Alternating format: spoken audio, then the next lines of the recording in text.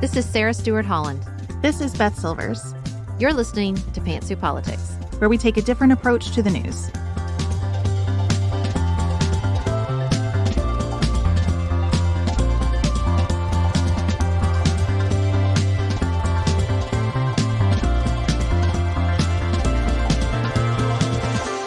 We're so glad you're here. We have lots to talk about today.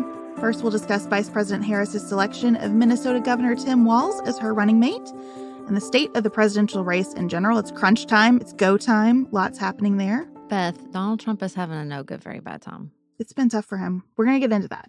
We have lots to say. Then we'll stay with the presidential race, but narrow our focus at the request of very, very many of you. Today, we are going to talk about Project 2025. Womp womp. And then outside of politics, but just a smidge, we'll end by chatting about the Summer Olympics. Our show has always been powered by listener support, and that is increasingly true as advertising in the podcast industry is in a state of what I will generously call major flux.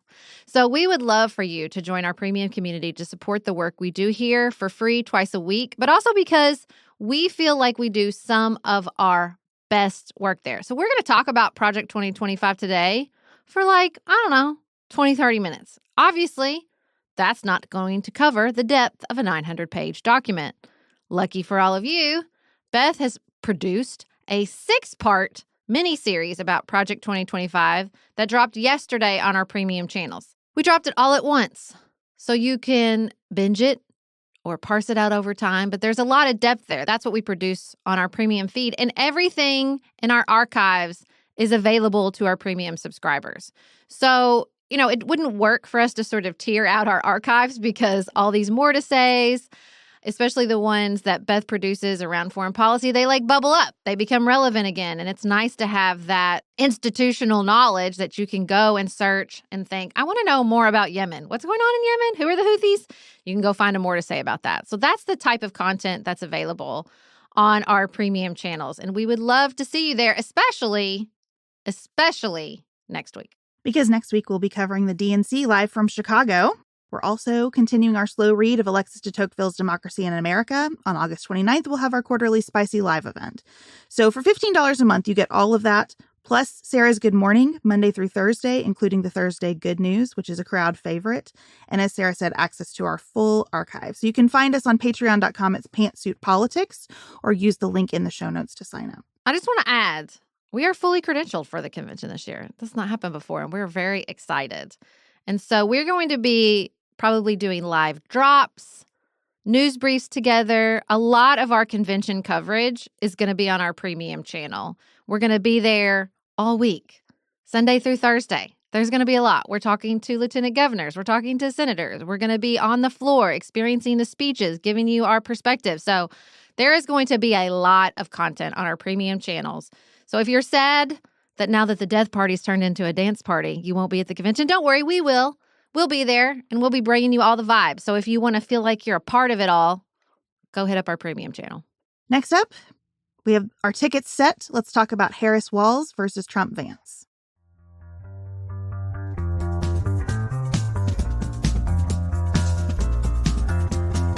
This accelerated pace of the presidential contest, which I like and endorse and would like to continue for the rest of time, means that Vice President Harris's choice of Tim Walz as her running mate feels like old news now.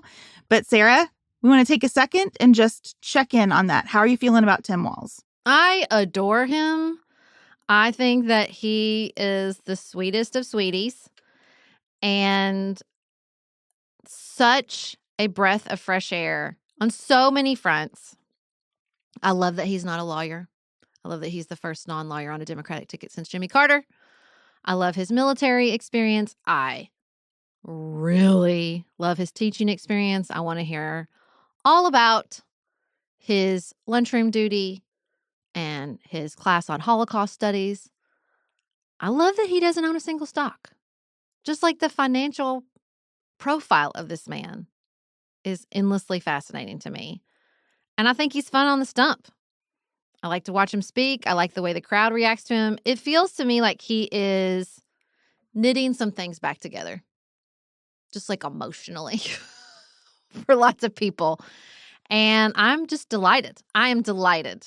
I cannot get enough of these two. I mean, can you even with him at the Mexican restaurant where he doesn't like spice and she was like picante as black pepper to him? I could not. I could not with these two. I don't, but everybody was like, let's put him on Hot Ones. Guys, I don't think we can. She should go on Hot Ones.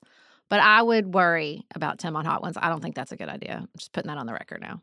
I don't know where to go from Hot Ones. I will say I am enjoying the lighter tone for sure. He was my third choice on my list. I'm kind of mid on him as a pick, but I like their chemistry a lot.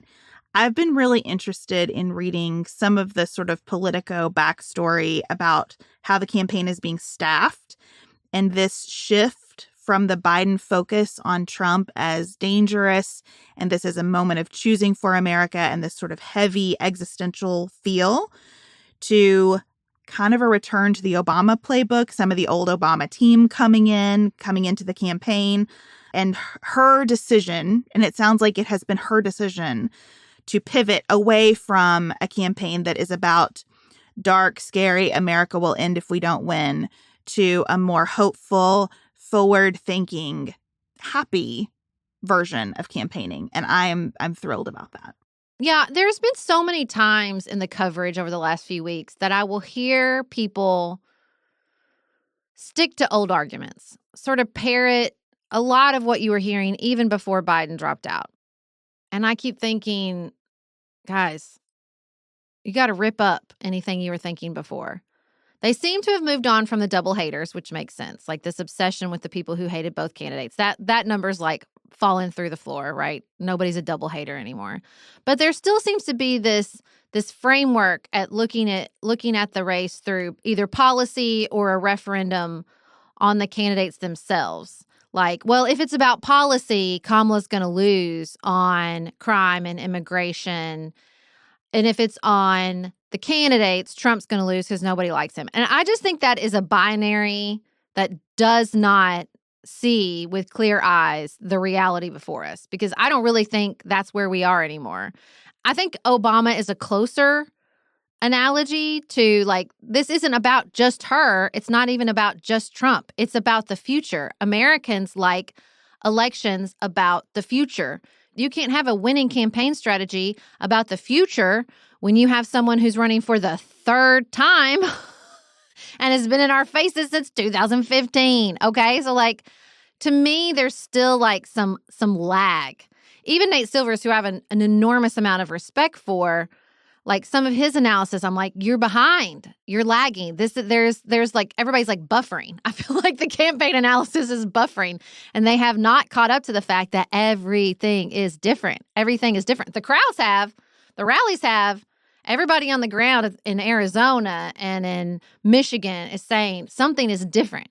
But it feels like the framework through which so many pundits are looking at this race is not quite caught up yet.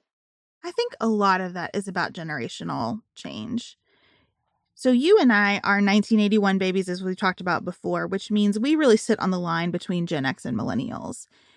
Vice President Harris and Governor Walz really sit on the line between baby boomers and Gen X. Mm-hmm. And we were in the silent generation still, So this has been an enormous transition. And I think you really see that. I think you see, and Gen X kind of has this vibe anyway, but they really are bridging a generational gap. They are exciting young people, but they don't seem young and foolish. They don't seem inexperienced, right? Mm-hmm. Then they do things like, I think the way that she has been pretty tough on protesters at her rallies, but in a light way, but serious. She can also say to older people, I have this. I've got some authority about me and some confidence and seasoning. They're just a really good age to do this. This is a really good place in life to be taking on these jobs. And I think that is what penetrates those double haters.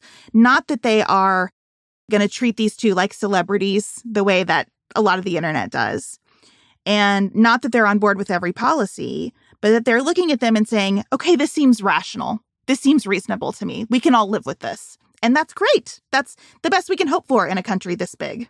Yeah, I'm living the intergenerational reaction to these two in my own home, because when she had that moment at the rally in Michigan where she shut down the protesters. He intends to cut Social Security and Medicare. He intends to surrender our fight against the climate crisis, and he intends to end the Affordable Care Act. You know what? If you want Donald Trump to win, then say that, otherwise I'm speaking. Griffin and I got in a big fight about it where I was like, no, that's what she needs to do. And he was mad, and he felt like it was really dismissive of the protesters, and there was a lot of pushback from sort of the pro-Palestinian side, even though she had met at the Greet line with the organizers of the uncommitted voting campaign in Michigan. I thought it was really interesting. A few days later, she got the same protest, and she took a different approach. We know him by governor, but you'll soon get to know his wife, Gwen, to whom, you know what? Hold on a second. Hold on, everybody. Hold on. Here's the thing. We are all in here together. I'm told an extraordinary number of folks who are here together because we love our country. We're here to fight for our democracy.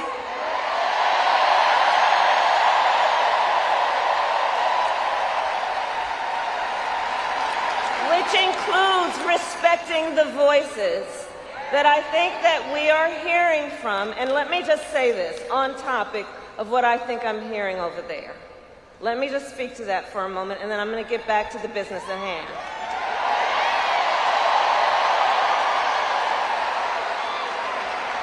So let me say, I have been clear. Now is the time to get a ceasefire deal and get And it was fascinating to watch all these people on Twitter say, this means more to me than anything. I don't need her to be perfect, but I need her to be responsive.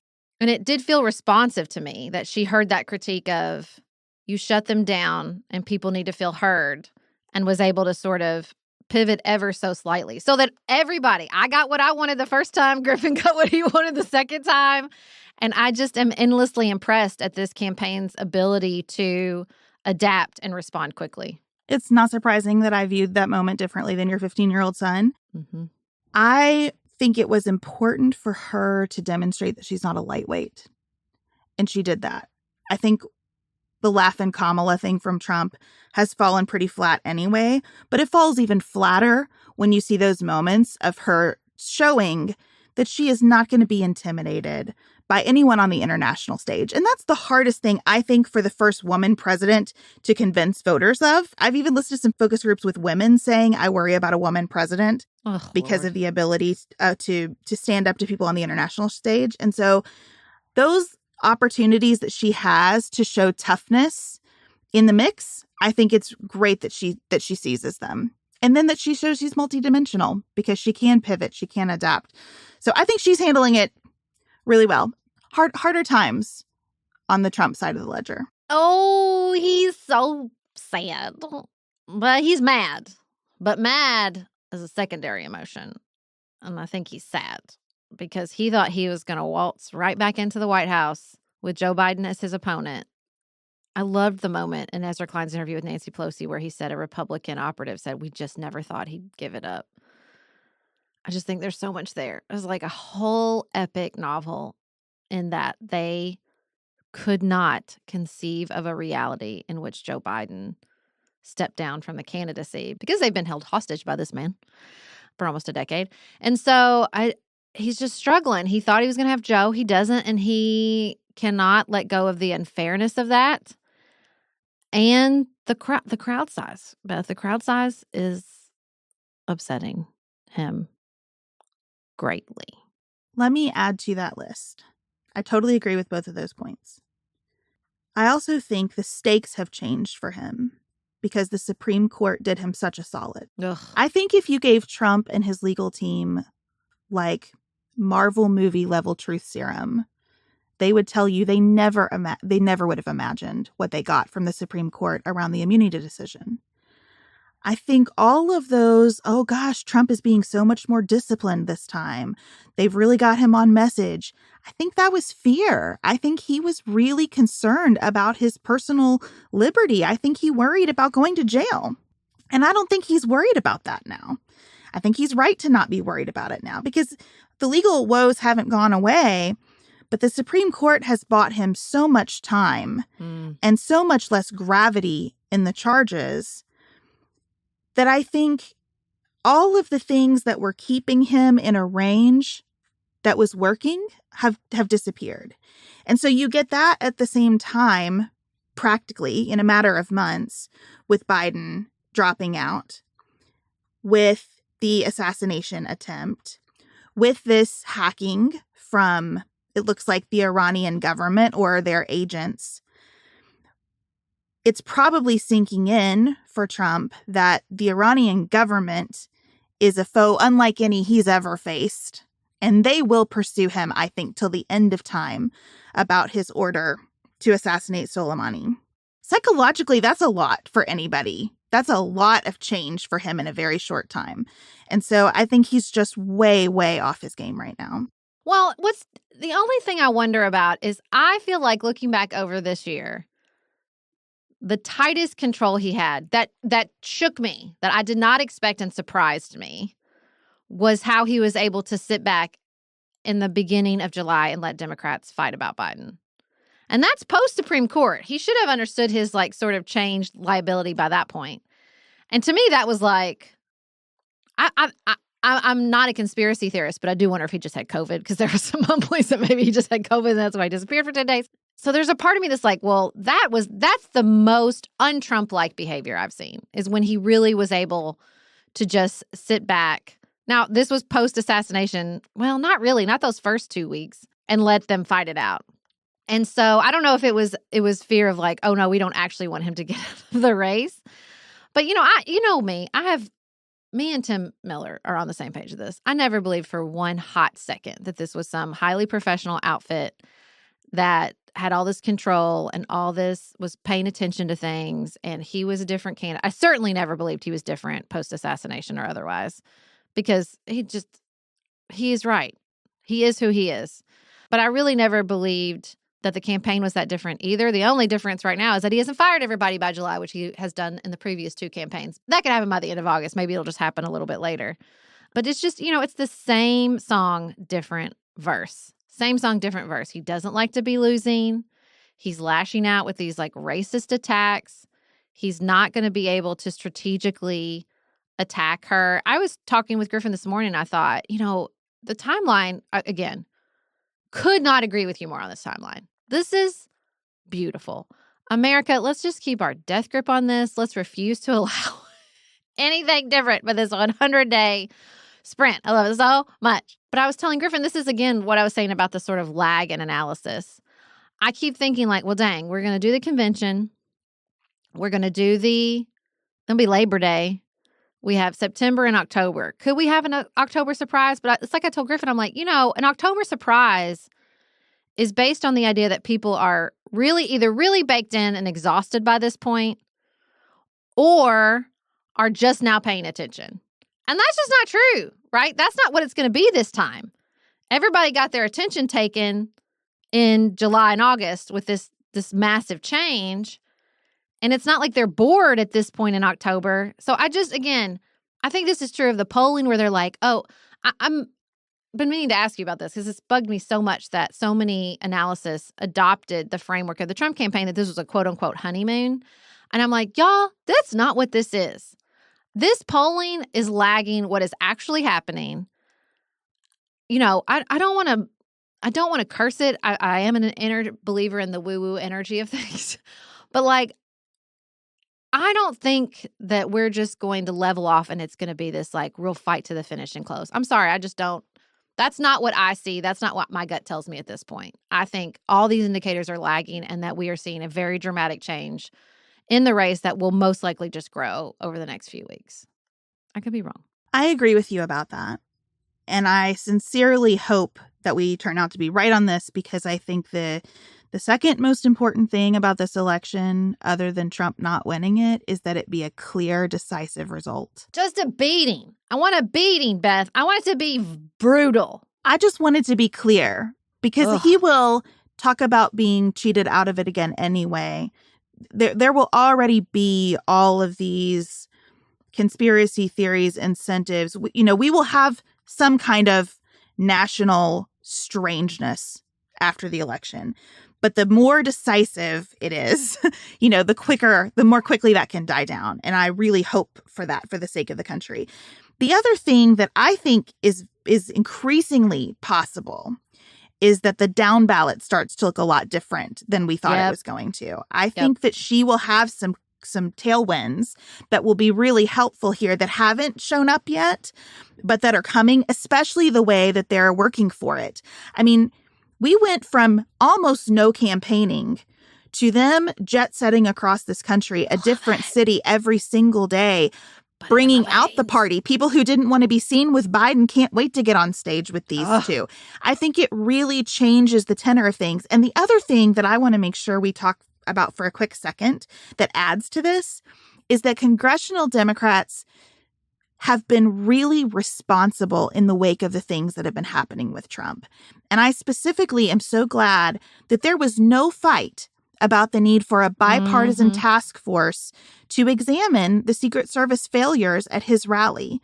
Yeah. We couldn't get a bipartisan vote on a task force related to January 6th, a storming of our Capitol Republicans would not vote for. Democrats in Congress did not hesitate to say, absolutely, this cannot happen to Donald Trump or anybody else.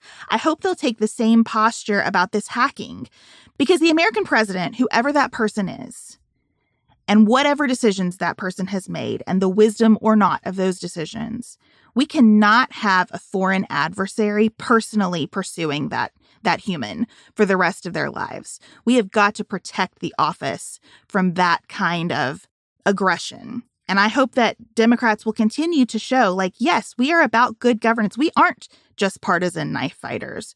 We aren't just against Donald Trump or out to get him. I think that responsibility they're demonstrating in Congress, combined with this enthusiasm and work on the trail, could really change the results that we've been expecting for a couple of years now to see in November in Congress. Another factor I think that will really help here, especially with independent voters, swing voters, is the way that both Harris and Walz are now shutting down the lock him up chants at the rallies. They're doing it with lightness, but also with authority. I hate lock him up as a chant. I hate it. I hated lock her up. I think that is not what we're about here in the United States. And to hear them say, we have to focus on beating him. That's the power we have. The courts will sort out the rest. That is correct, and it's honorable, and I'm thrilled to see it. Hold on. You know what? Here, hold on. Here's the thing. The courts are going to handle that. We're going to beat them in November. You know what? The courts are going to handle that part of it. What we're going to do is beat them in November. Hold on. This campaign, our campaign, is not just a fight against Donald Trump. Our campaign, this campaign, is a fight for the future. So that's the big picture of the race as it stands today. A strangely potent factor in the discussion about this race has been Project 2025, a large project put together by the Heritage Foundation think tank. So we're going to talk about that next.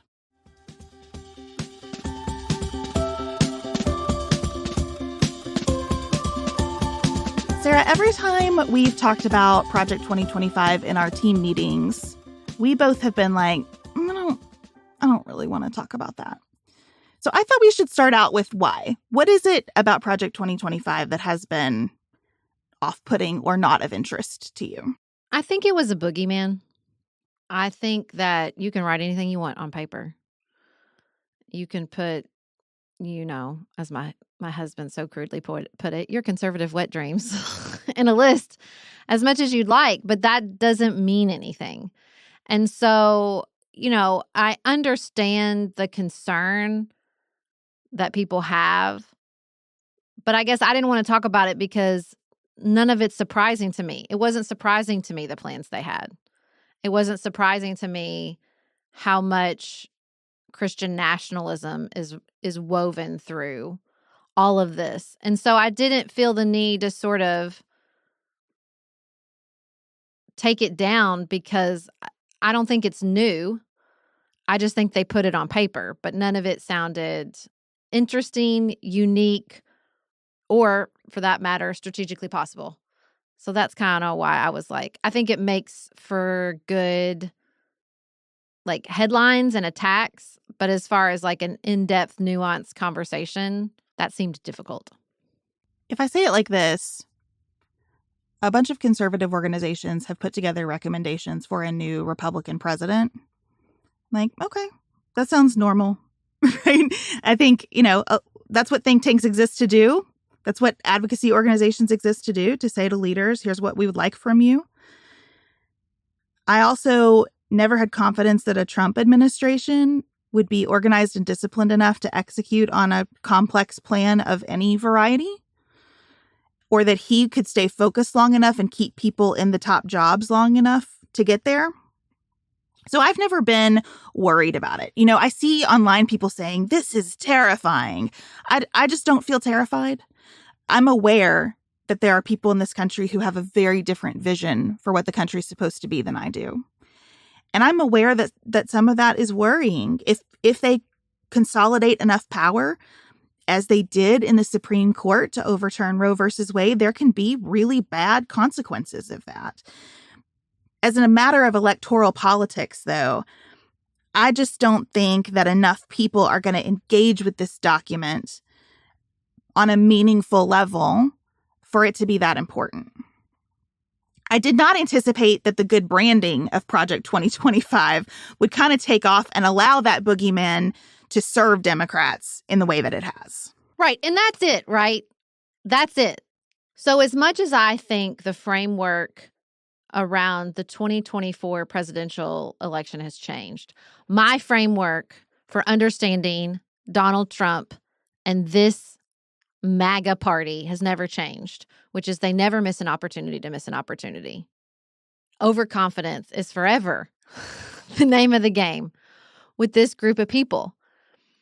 And anyone with a lick of political acumen would say, you don't put all this on paper in a 900-page document so people can cherry pick stuff to attack you with. It's like doing the Oppo research for you. It's saying, here's all this stuff that's extreme and radical, and you can find lots of it over 900 pages, and put it in ads and freak people out. I mean, it's such a rookie mistake because I don't know who this was for. I think really maybe it was just to justify to donors at the Heritage Foundation that they were doing good work as a think tank. That's the best I can come up with because it's not a strategic document. It has a long list of things, but it doesn't say how you're going to achieve any of those. It's not a governing philosophy to convince America that the MAGA Republicans have a future vision that is motivating, empowering, encouraging at all. So it's not a political strategy. It's not a governing strategy. It's not much of a philosophy. Again, all it is a long list of things that make it very easy for your political opponents. It's like giving them a menu. Here, what would you like to pick from to paint us as radicals? So I feel like I've lived this document for 2 weeks now. I've read it all. I've tried to summarize it for listeners. I totally agree with you that it is an orchard for cherry picking.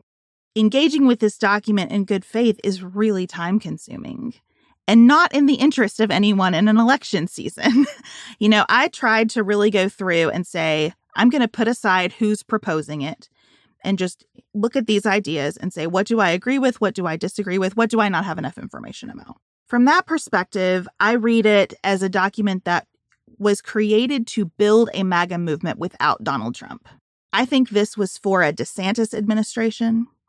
I think much more important than this document itself is the database being built to hire people into the executive branch of government. They wanted to recruit a new conservative team because their view of how to get this wish list accomplished is through loyal personnel. It is through flooding the executive branch with political appointees who are on board with a conservative agenda. And I think they also narrowly focused on the executive branch. If we got a full conservative vision, we would have heard more about the courts and about Congress. Not a lot about legislating here. This is not about legislative policy. It's not about what state legislatures do. That probably saved them from putting even more extreme things in the document to be cherry-picked from.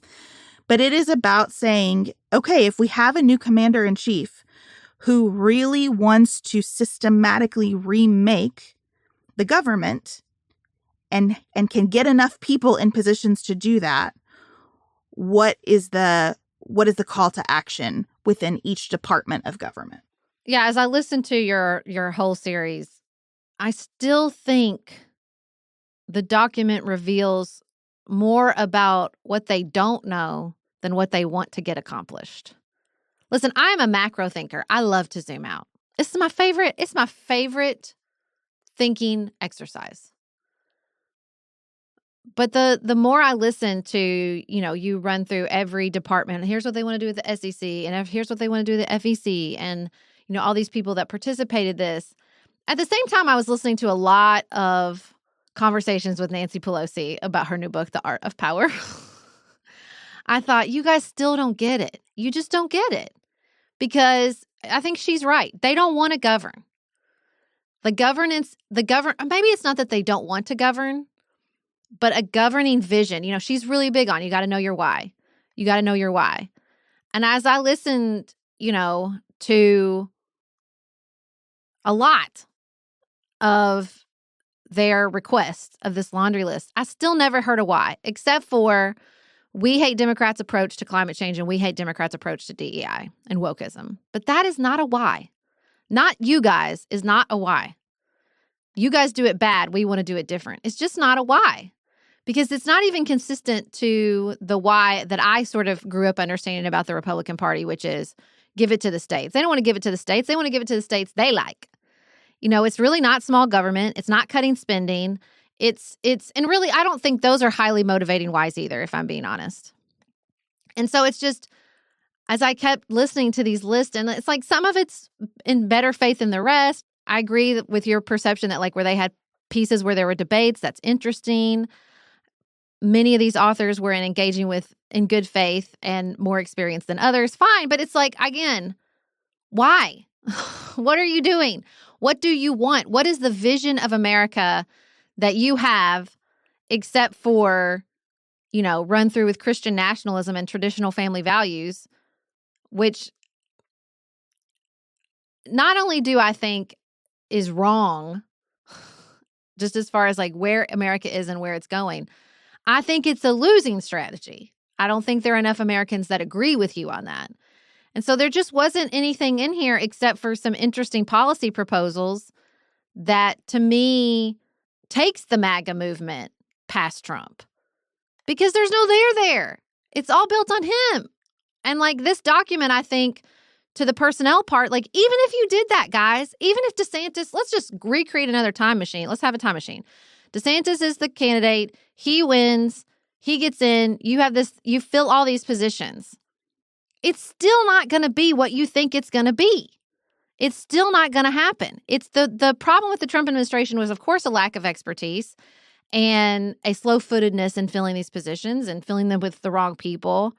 But that's not all of it. That wasn't the sole problem. And it's just, there's just blinders, total and complete blinders to what governing takes, what you need to do in a democracy to sell that governing vision to the American people. I don't know. I wasn't impressed, Beth. I was impressed with your effort getting through this document, but that's the only thing I was impressed with. I appreciate that. It was a lot of work. Here's how I would try to articulate the vision. It's tough because the document is so weighed down by anger. And it did feel heavily edited to me in that respect. You had experts in their fields, people who love policy and love thinking about policy, writing. And then maybe an editor comes in and says, well, we haven't owned the libs enough yet in this chapter, because there would be really jarring tone switches away from a thoughtful, even if I disagreed with it, analysis to, and aren't those other guys the worst? So if I try to set aside the anger about anything related to diversity and inclusion, anything related to COVID management, there's still a lot of anger about masking here.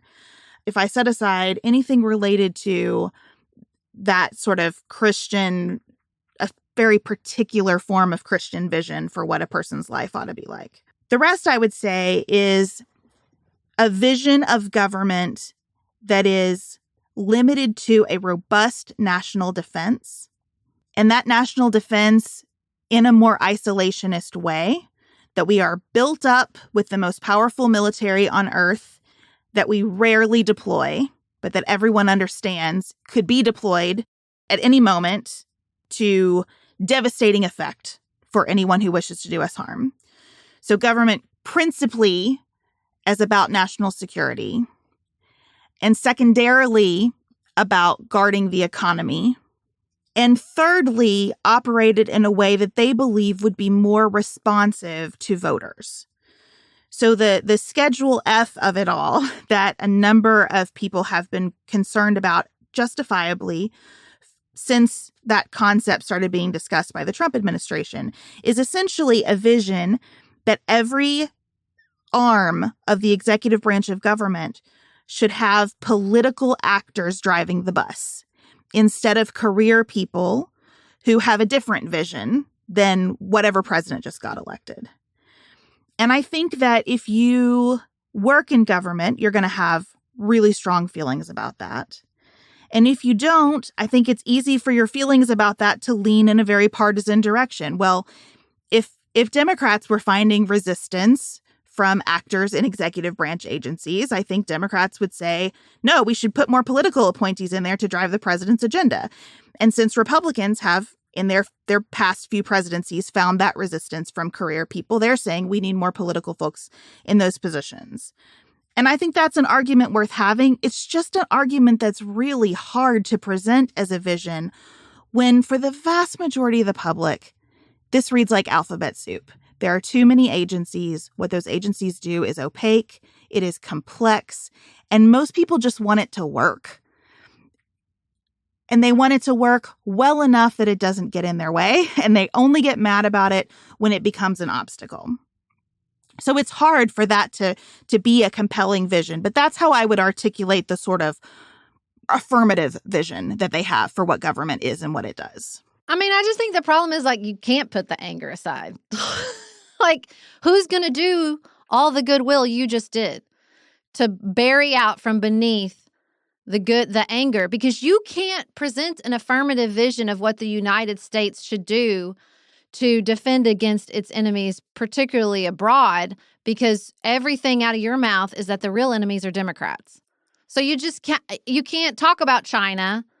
You certainly can't talk about the national defense when you completely ignore Russia. So it's just so unconvincing. And I think it's like this weird paradox where they're trying to go macro, but they don't have a macro argument. They don't have this is what the United States is for. You know, I don't agree with everything that Heather Cox Richardson writes, but I think what she's really good at is articulating over and over again that, like, what they want to do is dial it back to before FDR. They don't like that vision. They don't like the vision that came out from the New Deal. They certainly don't like the vision from the Johnson administration, and they just want to roll it all the way back. And it's like, Make America Great Again worked a little bit because that's what they want to do. They want to go backwards. They want to roll back, Medicare and Medicaid, and they want to roll back this big government that, I think you're right, most people just want to work. They don't hate it. They just want it to work. And they don't have, it's like with the ACA, they don't have another idea. The idea just can't be smaller, less, better. Like, that's not a convincing argument to people.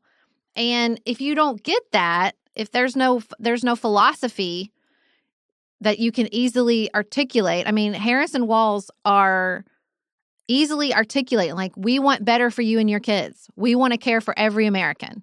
I think care is probably the easiest word to articulate when you're talking about the Democratic Party's vision. And I think maybe for a long time in my life, security was the easiest articulated vision from the Republican Party.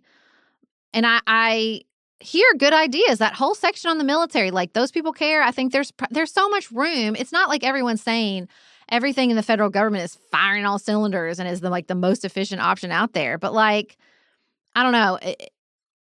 If you want to whiteboard a lot of the federal government and get it better and get it more efficient, you have to have a why. Nancy Pelosi's right about that. You have to. What's the why? And the why cannot be anti-wokeism. No one gives a shit. Like, that's not motivating to people. And I just still don't, listening to all that list, like I said, like, it wasn't that they were all bad ideas. It wasn't that every author was operating in bad faith. But, 900 pages, all your work, all that listing, and I still don't hear a why. I just don't. I still don't hear a why, because even after, if you put aside everything that they can't get off their freaking minds that they're obsessed with, it's still there are giant gaping holes. If your approach to national security is all about China and you ignore Russia, and your approach to the economy really doesn't articulate a vision for Americans, it just articulates what you think is wrong right now. I don't know. I disagree with some of this. So when you say the vision for Democrats is care, I think what makes me saddest about this document, and that is the principal emotion I felt going through this. I felt really sad because I do think there are some good things in here, and I do think there are good approaches in here. And I think we desperately need a party that says sometimes less is care. Sometimes care is in pulling back on the constraints that we place in front of businesses or farms or the way people spend their money. Sometimes care is additive and sometimes it's subtractive. And we need a party to make that argument and to build that out. I think there is a lot of care expressed in portions of this document. The problem is it's so busy being angry and leaving out so many people that it's hard to feel an overwhelming sense of care, because it feels like you only care about a very small subgroup of the United States. It makes me sad because if the Republican Party could be a party that cares about everybody in the United States and advances policies that say sometimes less government is a form of care, I think we would all be better off for that. Not for that to win the day, but for that healthy back and forth to be there. That's what is so missing right now. The healthy back and forth. The healthy back and forth on that has to take place within the Democratic caucus in the Senate. Basically, can we get to 60 votes or not? Because we have some Democratic senators who are there as the voice of saying, maybe this is too much. Maybe that's too far. Maybe less would be a better act of care here. But to say everybody cares and we express that in different forms, that's great for us as a nation. It's just too bad that it's stuck with this exclusionary ethos wrapped around it. Yeah, I mean, I think there are members of the Republican Party that can do that. They're not in this document, and I don't anticipate the Republican Party breaking free of the MAGA movement, even if Donald Trump loses in November. And that sucks. But losing does not seem to have shifted the trajectory of the party at all over the last 9 to 10 years. The reason I think Tim Walz is such a great pick, it's why I'm enjoying every moment of him on the stump, is because I do think that Midwest populism is more of that. It's care, but care doesn't always have to be more. I think there is a lot of, mind your own business, let people make their money. I loved the Axios write-up of the contrast between Warren Buffett's wealth and Tim Walz's financial portfolio, or lack thereof, that you do have to have people making a lot of money paying taxes to get to a place where you're a Tim Walz with no property, no taxes, no financial portfolio to speak of. Because I do think there's this balance, and that's available. And, of course I would love a healthy party. I mean, I think you can look at places like California. You can look at places like New York City and see that. You can look at countries like Japan and see that single party rule isn't great, that you need a contest of ideas. And I hope that there are, up and comers inside the conservative movement that are coming up with these. But I told Nicholas, I said, after I listened to the whole series, I thought, man, this is just like William F. Buckley. Like it's just the same crap. It's just the same, like, you don't take us seriously and we have good ideas, but mainly our good ideas are that your ideas are bad. And I just really wish the conservative movement could break free of that, could break free. I haven't seen it in my life. I haven't seen it. I feel like the most radical change that has come inside sort of the Republican Party and conservative ideology over the course of my 43 years is Donald Trump. And that is not a compliment. I don't think it's all the same crap. I mean, there's a lot about space in this document. There are forward-looking things here. And I do think some of the people who worked on this worked in good faith. It's an interesting document because it was done by so many people and organizations. Mm-hmm. So there are parts of it where they don't really reach a conclusion. They just acknowledge that things are in flux. The antitrust section to me was one of the more fascinating parts of it because they were kind of like, oh no, tech is hard because it's definitely being run by just a couple of companies, and those companies are intrusive in the extreme, but Americans seem to like it. And most of our antitrust tools are about pricing, and most people receive those services for free, or at least in terms of dollars, they're free. So we don't really know how to deal with this. And I thought that is where some of the best work was here, accepting kind of the state as it has been built post-New Deal and saying, what does a conservative vision look like if this can't all be dismantled? There were many chapters that were like, we don't think this agency should exist, but that's probably impossible because Congress would have to be on board and too many conflicting congressional committees have jurisdiction here. Like this would take too much. We can't tear this down. So what do we do with it? I think those are good questions and good thought exercises. I guess for me, it would be disappointing to me for every bit of this to be written off as the same old crap, because at least it is about ideas instead of people. At least this is not about, well, Donald Trump is the answer to everything, or electing a conservative president is the answer to everything, or just being against the squad and Nancy Pelosi and Chuck Schumer is the answer to everything. This was encouraging to me in that, for all of its toxicity, and it is there. I hate the thought of single moms reading this document or LGBTQ people reading this document, especially the parents of trans kids. Like there are things here that are hurtful and toxic and mean. There is also the seed, I hope, of a future for this party that is more about ideas. And some of those ideas, I think, could find a lot of bipartisan agreement. And so that's why, as overwhelming of an exercise as it was to read this and try to parse it out, I'm glad I did it, because it had been a while since I had really engaged with, okay, what would a conservative vision of this look like? And I think that's worthwhile. I think if I could gather up whoever's idea this was, and I guess all the authors, and I could just put them in a Zoom, including the dude that got fired for being a part of this, I would say, look, again, I understand that some of the authors engaged in good faith. I didn't disagree with every single idea listed, that especially because, this was running through your filter where you're giving them a lot of benefit of the doubt and trying to dig past the anger, which I think is truckloads more than most people would do. I would say I'm happy you're trying on ideas. My fear is that the political fallout from this document will freeze any of that momentum in its place. But let's hope it doesn't. I think I would say you're still a little too far downstream. You have skipped a lot of the really important work to do here. You still are missing philosophy. William F. Buckley's obviously not my favorite, but I think he did some of that. He said, like, what's our why? Not to go back to Nancy Pelosi, but like, I still think that I really wish they'd started with that. I wish they'd said, like, let's pick all these people who disagree. Let's put them in a room. Let's not debate the specifics of the SEC or the Navy or, food stamps. Let's say, what is our vision? I hate mission statement work. It's not for me.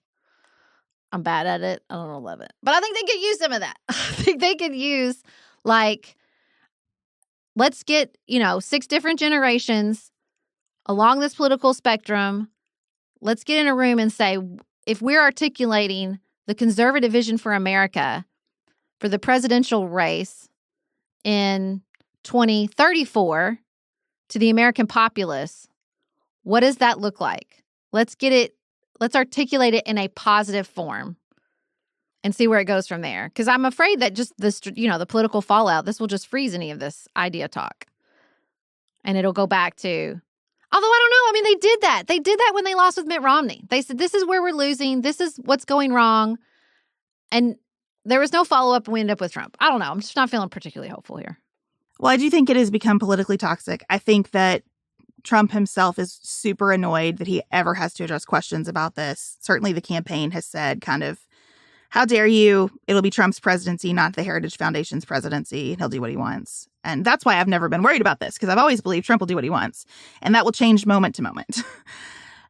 From the beginning of our show, we have talked about the importance of government being a car that is always driving, that we need people to be the accelerator to say we need more government action here, and we need people to be the brakes to pull it back. And we don't need parties that slam on both at the same time. There's got to be a little give and take here, and that's what I'm always looking for. Even if the party became my dreams for what it could be, even if I were in charge of that mission statement, I don't know that it would ever be a mission statement that you'd be excited about. Because I think that there is an aspect of we exist to be the brakes on some ideas.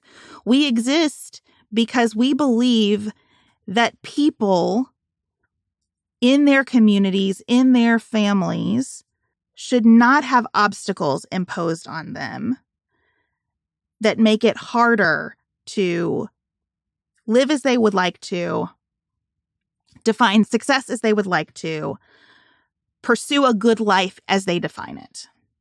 That's not a sexy mission, right? And it's not the mission that they have today. Like the animating principles today are not about people having the freedom to make those decisions for themselves. But if it became what I want from a conservative party, it would be a party of brakes. It would be a slow down government party. And that's never going to be a why that makes you stand up and cheer. And that's okay. I mean, I think that's not true. I think that is an exciting vision of a type. You just have to be able to sell it. I'm not mad at that. What I think is missing inside the Republican Party is whatever is the next version of conservative politics. And I don't know if that's what that will be. I think, God, I hate to hold him up as an idea because I find him mostly to be despicable. I mean, I think Josh Hawley is getting close. That he's saying, in the same way the Democratic Party can sometimes get stuck in FDR and Lyndon Johnson's vision, the Conservative Party is sort of stuck in Buckley's vision. We're in a new century. Well into a new century. And, I think Obama shook us loose as much as he could, and hopefully we'll continue that good next version of the vision. And I can see glimmers of that with people like Hawley. Just like you will see a little flash of they see it. They see a different future, particularly, I think, around an articulable vision of government's role with regards to technology.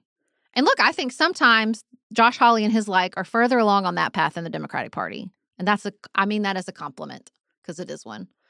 So I mean, the truth is you and I are 43. We're stuck in that 20th century vision as much as anybody else is. It'll be the next generation that sort of breaks it wide open and says, no, you're thinking about this upside down and inside out. We want to go in a totally different direction. And I don't know if maybe that will look like brakes. Maybe that'll look like, I don't know, I'd use a car analogy if I understood in any way, shape, or form how the combustion engine works, which I don't. But do you see what I'm saying? I think there's we're still stuck. It'll be interesting to see if some new generation of conservative thinkers say, I have an exciting vision. And it's going to be in a different universe of possibility that you and I can't sit here and think about right now, even after going through this document. Yeah, and I sure hope it's not the Hawley direction, because that's not brakes. That's not brakes. That is a very big government approach. This document is a very big government approach.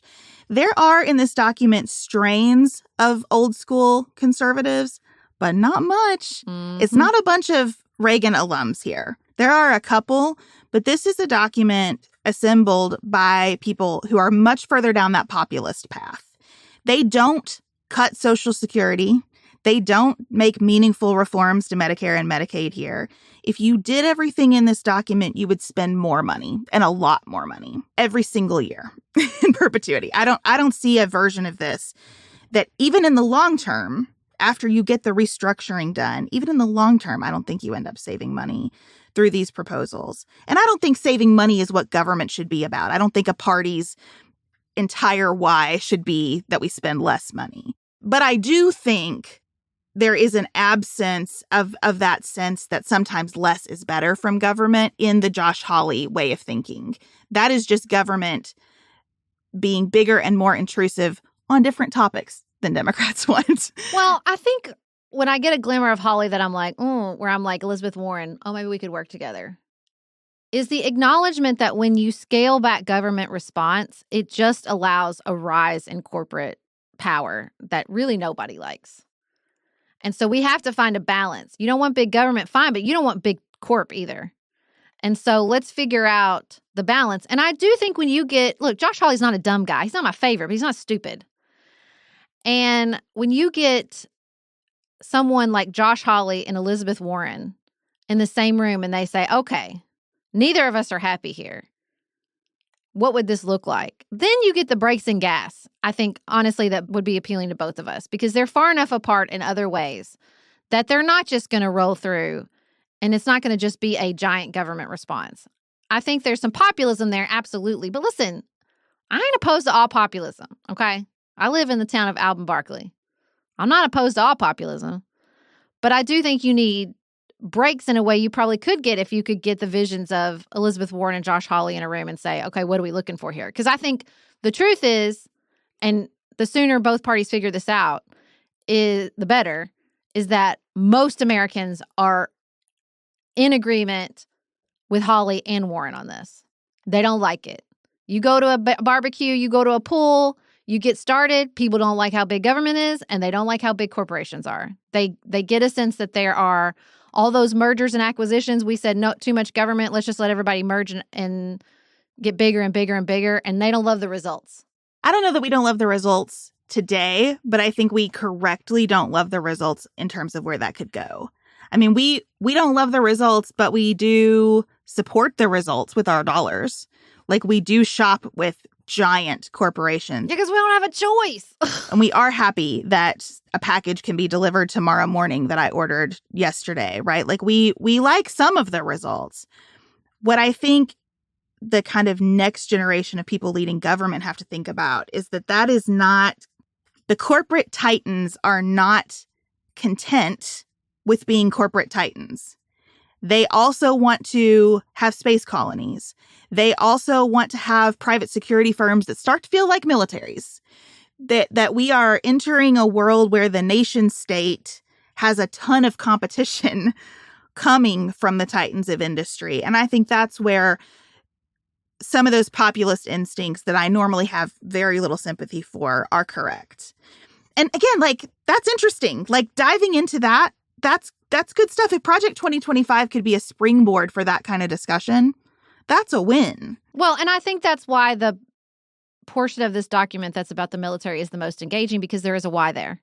Very well articulated, very easy for all of us to understand and see clearly, which is to protect America's national security interests. And I think, the authors of those different pieces that could clearly say, like, we all know it's changed. We all know war has changed. We all know our influence abroad and our ability to, control situations like Israel and Palestine is not what it used to be, if it ever was that, or if we were just fooling ourselves the whole damn time anyway.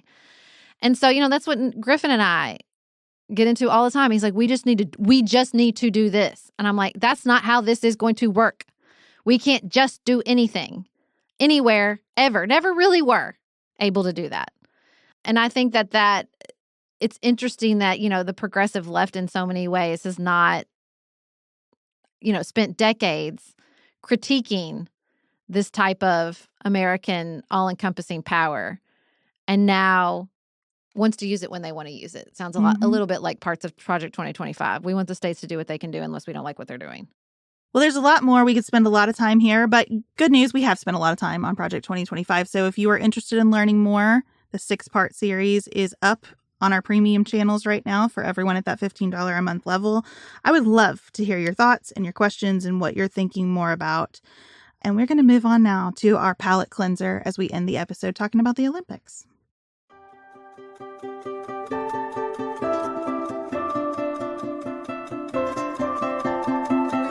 Sarah, you have hinted several times that you have some important things on your mind that you want to express about the Olympics. Yeah, I take it back. I used to not like the Olympics.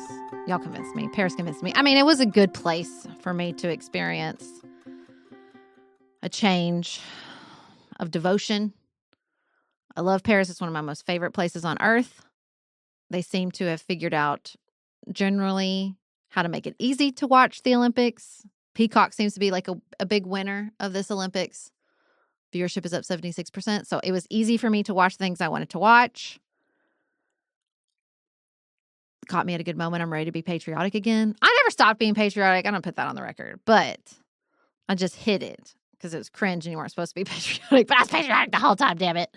And so I just really enjoy the patriotism, but also the global participation. I just thought it was a delight.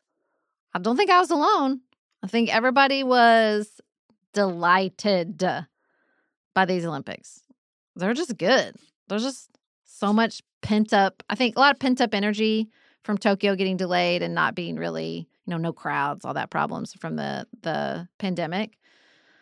And I loved all of it. I loved the memes. I loved the tweets. I loved the highlights. I loved that we got so many medals. I love Snoop Dogg. I even liked Marie Antoinette holding her head on the balcony of the concierge and the opening ceremonies. I even like Tom Cruise. I don't even like Tom Cruise. I do now. I love it all. Go America. I think the investment in Snoop Dogg really paid off for NBC. Good. That was a good call. Whoever did that was a really good call. It's because he's a treasure, Beth. He's a national treasure. He's a national treasure.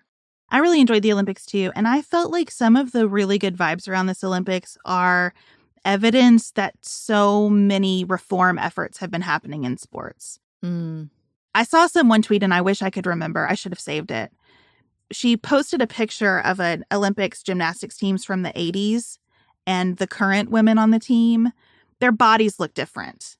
They look healthier now than they did then.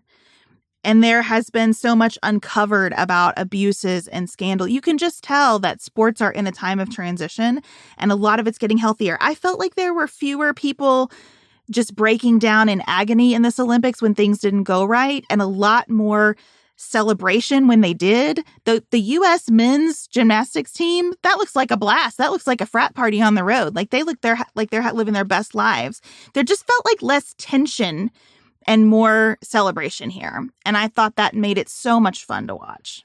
Yeah, I mean, Simone Biles being the GOAT and just winning so many gold medals. Coming off like a mental health challenge, articulating like, this is for me, this isn't for anybody else. My therapist for so many of these medals. Like there was definitely like a mental health shift and just a joyousness among the athletes participating, being there. Even the moments that were hard or that went badly, yeah, I agree. It didn't feel like the end of the world. It just felt like it didn't go our way this time. Maybe it'll go our way next time. And I just thought that was really beautiful. A thing I hadn't thought of until, very close to the closing ceremonies, until I saw somebody point out this perspective, which is there was no gambling ads, no like preponderance of everywhere. DraftKings. And I thought, oh, that's an interesting perspective, that this is something that's sort of subsumed our sports environment in the U.S. and that this was just a break for this. This isn't about anybody making money. This is about the joy of competition. This is about the pursuit of excellence, which I've always been a little cynical about around the Olympics. And this felt different to me. It did really feel like this isn't about sponsorships and Wheaties boxes. And this is about the pursuit of excellence, both individually, as a team, as a nation. I mean, I do still think it's a lot about money. I think there's a lot of money tied up here. But I think that it felt more joyous because you know that people in a lot of different sports are going to get some of that money now.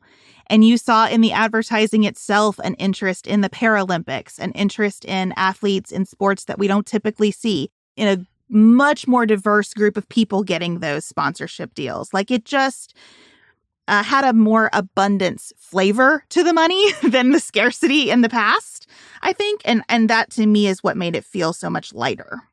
We didn't get this at the top of the show. We were talking about the state of the presidential, but been such an ongoing conversation about Harris-Walz sort of reclaiming patriotism. I don't think it is an accident that the vibe is shifting alongside this Olympics. And I thought, so often when we talk about patriotism, I list these things, right? I have my go-to list that we did the Americans with Disability Act. I love Paris. Go try to navigate Paris with a wheelchair and come and talk to me about disability access in America, or the National Park Service, or all these different things. And then I was watching the Olympics and watching these rallies, and I thought, oh man, it's just Americans. Like, it's just, we are such a beautifully diverse country, and you see it on full display during the Olympics. And I mean, even just like Flavor Flav sponsoring the women's volleyball team or whatever the case may be. Like, it's just, and Snoop Dogg and Katie Ledecky and, everybody from someone who's like a sharpshooter in their spare time to LeBron James. And it's just gorgeous. We are a gorgeous, amazing, beautiful populace. And I love being a member of it. I love being an American. I just do. I travel a lot. I wouldn't live anywhere else. And I just thought it was so fun to get wrapped up in all of that. And the handoff to LA has got me so excited. I got to give a shout out to my friend Dave, who produced that delight on a beach. Oh my God, I wish I'd been there. Got me so excited about Los Angeles and having it in America again. I mean, are you kidding me? Like, we all love Snoop Dogg in Paris. Y'all know where Snoop Dogg is from. Like, oh my God, I cannot even. I do want to give a high five to Flava Flav if I can, because there's this controversy surrounding Jordan Childs, the American gymnast, who may have her bronze medal taken away from her. I saw right before we sat down to record that Flava Flav was like, I'm going to make you a bronze clock to wear around your neck. And I thought, I would take that. I would take that over the medal. Forget it. I felt like I saw American athletes being incredibly supportive of the rest of the world during these games, too. And I really felt proud about that.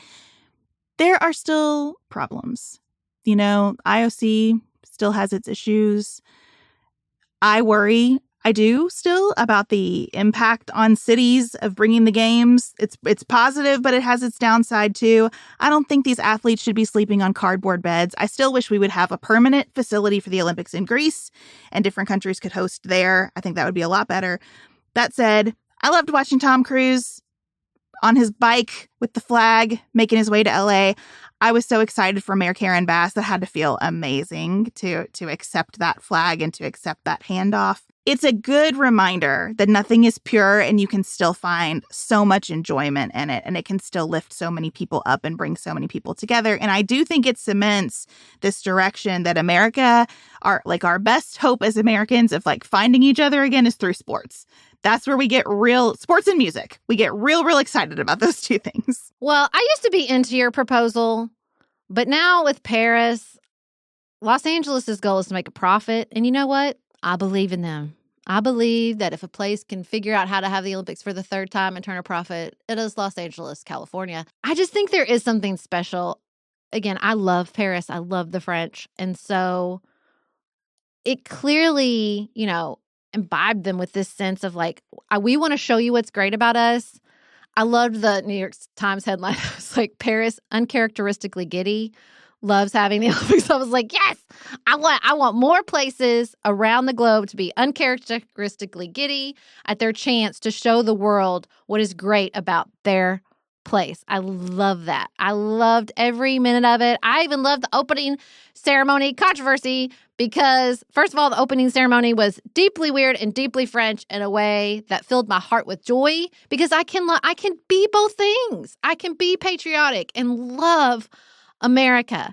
I can cry when Simone Biles gets her 200th gold medal and also cry when her and Jordan Childs bow down to the Brazilian gold medalist. I loved all of it. I thought it was so beautiful. And I think there is something about letting other people have their place in the sun, other places in the world. I just think it's great. I just loved it. I thought it was so great. And I didn't even watch that much. It's not like I was like Elise with Peacock on in the background every day, all day. And I still loved it. We have a little bit of Olympicing left to do in our household because we did a draft where each of us took 2 countries. No one was allowed to choose the U.S. Because we're winners. We took 2 countries. Person who won the overall medal count gets to choose a family dinner night out. Where are we going? What are we eating? And it's been very competitive. You want to get your children interested in what's going on with the Olympics? This is the way to do it, apparently. We go out to dinner fairly regularly, but this was like a big prize in everyone's mind.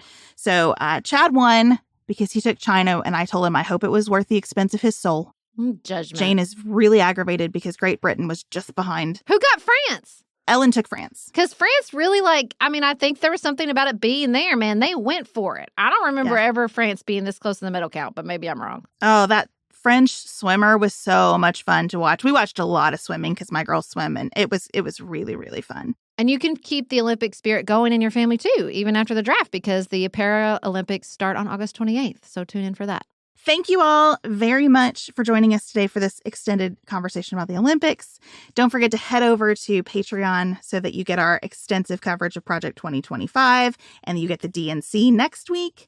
We're continuing to run our Cameo sale right now. It has been so much fun sending words of encouragement to teachers and students. We would love to say hi to your friends and loved ones who are heading back to school. So you can find that in our show notes. The link for Cameo is there. We'll be back with you on Friday for the last episode in our summer reboot of The Nuanced Life. And it's a good one that you're not going to want to miss. Until then, have the best week available to you.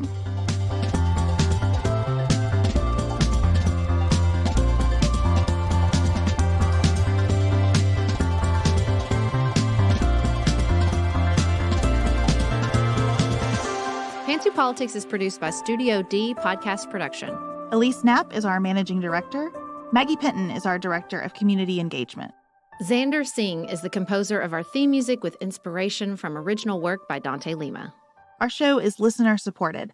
Special thanks to our executive producers: Martha Brunitsky, Allie Edwards, Janice Elliott, Sarah Greenup, Julie Haller, Tiffany Hassler, Emily Holiday, Katie Johnson, Emily Helen Olson, Barry Kaufman, Catherine Vollmer, Lori Ladow, Lily McClure, Linda Daniel, The Hutchins, Tracy Putoff, Sarah Ralph, Jeremy Sequoia, Katie Steigers, Karen True, Annika Uvaline, Nick and Elisa Vallely, Amy Whited, Lee Shea McDonough, Morgan McHugh, Jen Ross, Sabrina Drago, Becca Dorval, Christina Quartararo, Shannon Frawley, Jessica Whitehead, Samantha Chalmers, Crystal Kemp, Megan Hart,